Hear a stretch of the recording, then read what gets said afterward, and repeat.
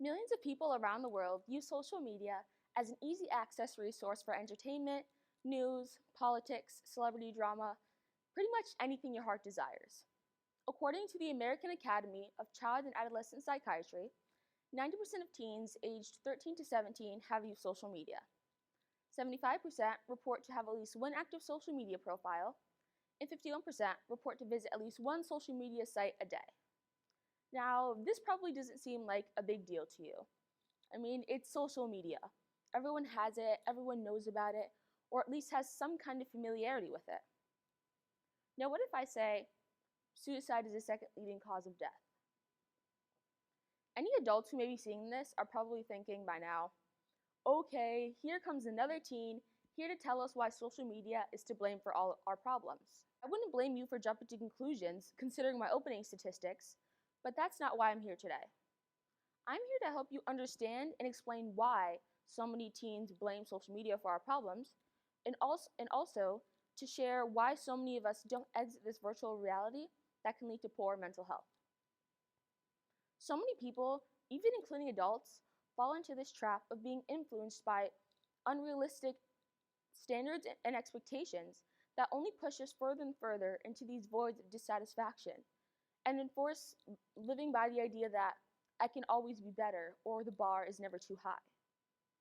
Living or having these mentalities isn't necessarily a bad thing, but we constantly have the media setting new expectations that, might I add, are nearly impossible to reach.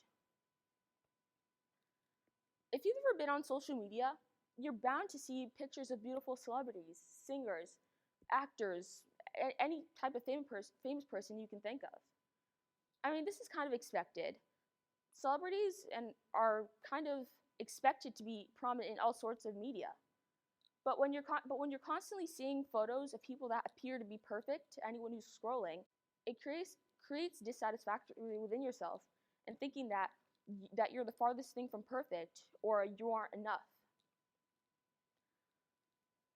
Even in normal people, qualities that are considered undesirable, like a gap tooth or unibrow, are seen as unique in celebrities, which just puts us further down into the void of dissatisfaction I mentioned earlier. Because of the pandemic, so many people turn to social media as a way to stay connected to our fellow friends and even just to the world in general. Now, this was kind of expected. As a teen during the pandemic, it seemed like I was surrounded by what seemed to be a grave of school pressure and assignments. So it was pretty much only natural that so many people relied on social media as a way to escape from lockdown, which just seemed like the same day repeating itself over and over again. Now, this might seem like a good thing, but of course, like everything in life, there's a downside. Now that everyone was home, all you really have to look at is the impossible lives of celebrities, which just created lower self-esteem for many people. Considering this, there are actually a lot of good aspects to social media. As I mentioned before, during the pandemic, a lot of people relied on social media as a outlet for entertainment. On social media, there's a lot of activism and spreading awareness. Personally, as someone who isn't that active on social media, from the small exposure I have had, I actually think there's a lot of helpful things that I've learned that a lot of people my age should know that isn't necessarily talked about on other platforms. But the problem is, with this good part of social media, and I guess the bad parts, people, but mostly young people, are starting to use this as a system of evaluation and judgment. And once we do this, we only create a more suffocating environment for ourselves to mature. Now, take this equation.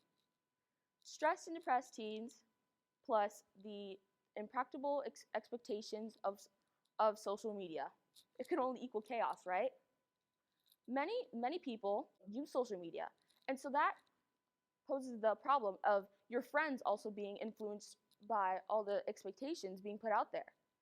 So now add that into the equation. You're stressed. Now you have your friends playing the role of media spokesperson, and also media telling you you're the farthest thing from perfection. The only way to go is honestly to just beat yourself up about all the things that you're not. I often ponder the idea, what would it be like if one day all social media just disappeared? Gone.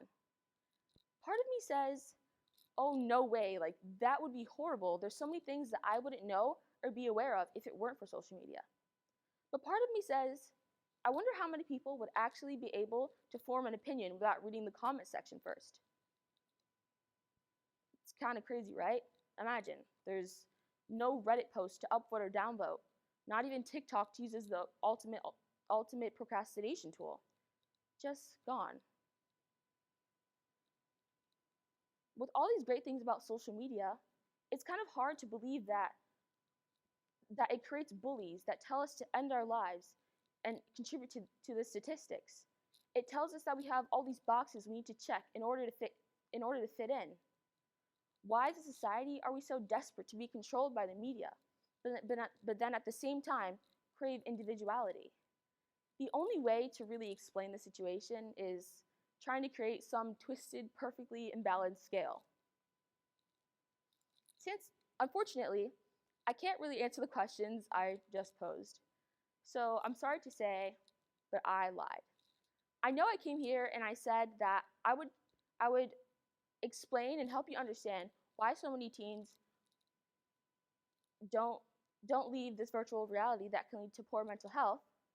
But honestly, I don't even know the answer myself. So I'll leave my fellow teens with this.